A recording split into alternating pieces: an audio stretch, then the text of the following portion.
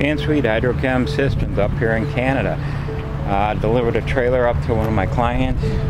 Up here he actually purchased our Platinum Plus Wheelie Bin Cleaner, 48-inch surface cleaner, 30-inch surface cleaner, 8-inch vacuum surface cleaner. Both the 30 is also a vacuum, the 48 is not. Also the Platinum Plus is a 3,509 gallon a minute high volume hot water pressure washer. We're going to go through training steps right now. All right.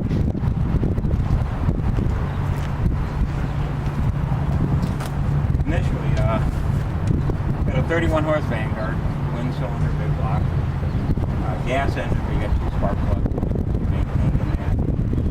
What we did is there's 2 quarts of oil. Only we recommend a synthetic, synthetic high quality on the engine itself. It does have an air filter. You just remove it up here. No tools needed. Fuel filter on the engine. If ever needed, there's your voltage regulator, your starter. You do have to choke it a little bit always. I tend to start it, when I start it with the ignition off, the choke off, crank, and then the pump. Just a little way that they don't flood. I used to pull the choke first, but these things in the summer are starting like real quick on there. What I'll do, let me maybe pull this in a little closer to what we're talking about here.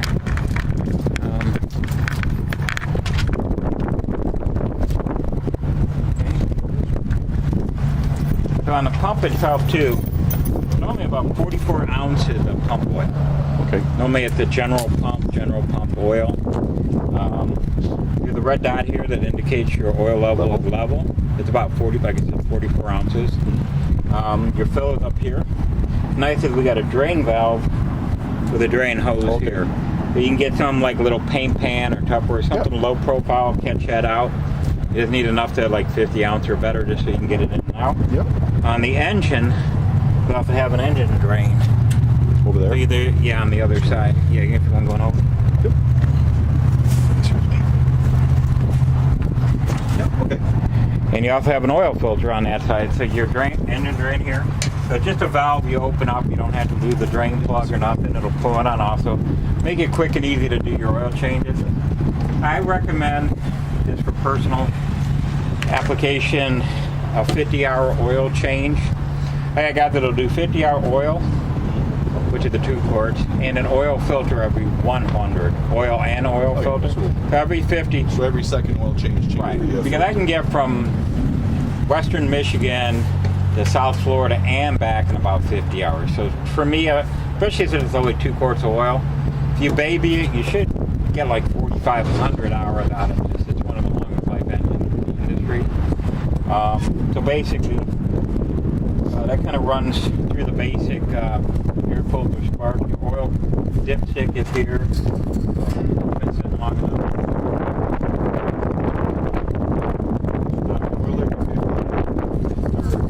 Yeah. The fuel filter. Roughly every 100 is a good 100, maintenance. Either $2-3 normally, or give or take. Yeah, Oil filter, if you find them, sometimes they're like $10, $12 each. Sometimes you can find them for $4 or $5. You could decide. It's a money-making animal, so it may not matter. But I mean, normally every 100 hours is what they kind of service interval and recommend. But if you do 50, it gives you some wiggle room to do it at the end of the week. You don't have to sweat it, you know. Always check your oil daily. Pump oil easy. You got diesel fuel in the white tank. Okay. Don't use any kind of biodiesel, just straight regular diesel. I think they allow up to like maybe 5% even biodiesel, but then you might as well use. You can use the farmer fuel. Absolutely, you can't beat it. Now you do have in the black tank, gas tank, normal gasoline. Normal regular unleaded is fine. They even say they did studies with sports cars like Lamborghinis and all that, and they didn't see much difference between the Supra. If you want to, you can. Now typically, the pump is belt driven. You got 3 belts on there with a belt drive. You do have a parts breakdown and all that with all the belts you'll need. The generator on here, the 2,900 watt brushless generator, like an Italian generator.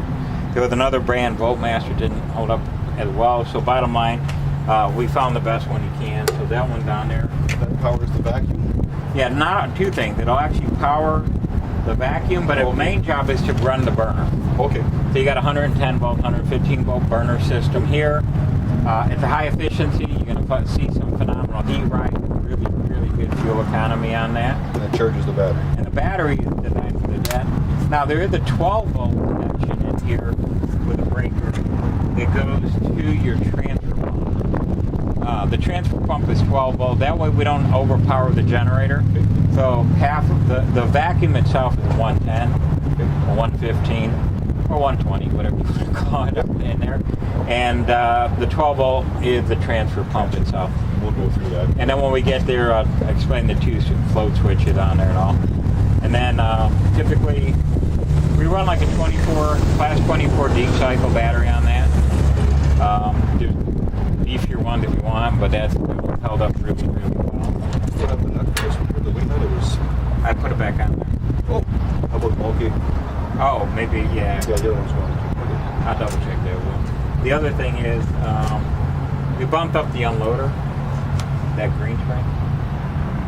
The original one was giving us issues. That one I've used for like 20, 30 years. What is this? That's a pressure regulator. Okay, so if it overpressures. Well, every time you shut the gun off, it has to release the pressure. This is what they call a positive displacement pump.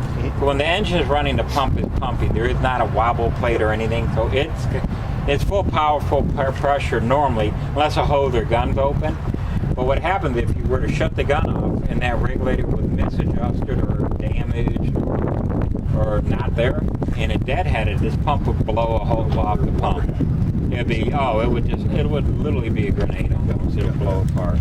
So that regulator we beefed up on all the units. We retrofitted everybody that we sold it to, make sure they had the best one money to buy. So you're at least the new generation of that upgrade. Everything here is stainless steel, so just normal stainless steel polish. You want to be careful too, because if it's sandy or dirty, hose it down, then rinse, and then wipe. You know, it can scratch. You want to wipe it. You know, rinse it down and clean it so you don't have anything too scratchy. It's all waterproof, yes. Within reason, yes, it is too. So everything's stainless steel box and all that. No, it shouldn't have any effect. And you do have your arrow meter, your thermostat here, your on-off. This is for your burner switch on-off. You also need both, so you can. A lot of times I'll turn the burner off here because it'll be running. It's easier to know it without the engine running. I normally will keep the burner on, shut the thermostat off. The fan will stay on for a little bit, and then like within 5 seconds or whatever, turn it all the way off. Because that just blows any soot out. You have to cool the engine, the coil down. You'll see how fast this heats up. It takes longer to cool down than it does to heat up. And I think we showed you that when you came there. What's the maximum voltage? It is 200 degrees, okay, yeah. Okay. Well, because it's really high flow, high pressure, steam is really reducing the volume. There's ways to restrict flow and do all kinds of crazy stuff. We really want to use the max power on this. So it's 3,500 PSI. At 9 gallon a minute. 9 gallons. So is this pressure adjustable? So you know how some tools are 3,000 PSI. Your best bet is to drop it down by nozzle size. Okay. So this 35 at 9, it ends up being right around a number 9 nozzle. Okay. So if you put a number 20 nozzle on, it's going to drop it down to like 1,500 PSI. Okay. You could, the way to adjust those are not, if you over adjust, you're back to a high pressure, although we have relief valve, there are safety valves in the system. Oh, I didn't know if there was a knob. Adjustable knob. Okay. Yeah, on this particular item, we it's better not to make those adjustments on there. And it's as easy as a quick nozzle change. It'd be wrenching and checking your pressure and worrying about all that. Disconnects. You got a pressure gauge here on the machine. That's head pressure. So if I was to have the gun out and just shut the gun off, this would read 0. This is before the unloader. Okay. Okay, what's nice is I got you a test gauge. Yeah. They could test on the end of the 200-foot of hose or the end of the jump Make sure you rope. got that 3,500. There's another pressure gauge on the control manifold up there. Yeah. That way you know when it's in bypass, when you're ready to activate the heads and everything, your pressure control. So you have a gauge here, gauge there. So if I you change could my use those. nozzles, Just It'll do, like if I Right. put the one nozzle, it'll show me 35. If I put the other nozzle, like a 60, right. It'll show you it'll bring 1800 or down. So whatever. it will bring down the pressure. Now, if I'll you be able do to see 6 it. GPM, you're going to get 3,500 because it's going to stay at 30. Anything like 4, if you this can run 2 guns at 4.5 gallons each. Okay. If you have 4.5 nozzles, you're going to get 4.5 each. And if you switch from one gun to another, you're not going to see a big surge between the two. Okay, it's in good shape. The other part you're going to end up seeing is if you want to drop the pressure, like if we put a chemical injector tip or a low pressure tip on and you want to drop it, that's when you see the drop. What's nice about this too is if you have used the same nozzle for months and you seem like you're not getting full pressure, you can test all your nozzles in a row. If you okay, I got 3,500, I put an next one there. Now the one you always use, if that's down to 2,000, you know it's time to replace it. Yeah, it just wears out. And that's why I always say about these units are animals. So 35 and 9 is a whole different game. Compression, hose like empty soda can. A lot of accessories don't work on this much power and heat, and it's true heat.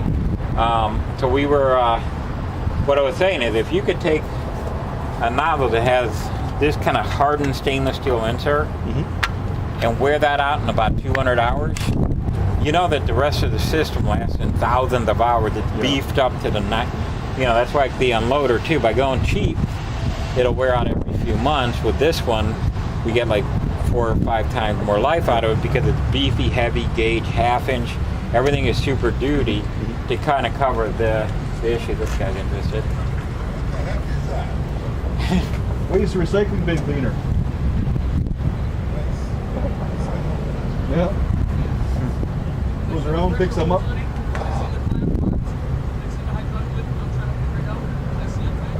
Hang on a minute.